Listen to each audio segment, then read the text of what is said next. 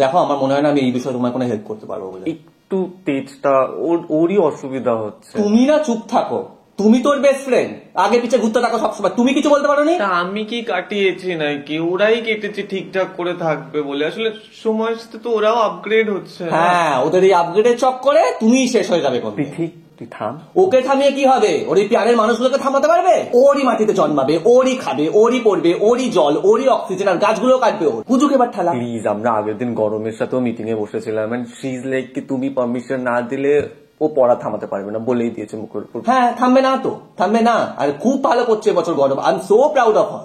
আমার কিছু করার নেই, ও তো একাই আমার গ্রহবধূ নয়, আরো 7 জন আছে, কেউ মানুষকে ঠাঁই দেয়নি। ওর একা বেশি মায়া মমতা, ও বুঝুক এবার ঠেলা। ওই জন্যই প্লুটো ছেড়ে চলে গেছিল। তো আমি কি করব? ওরা তো আমার বাচ্চার মতো না। তো নিজের বাচ্চাদের শাসন করতেও শেখো।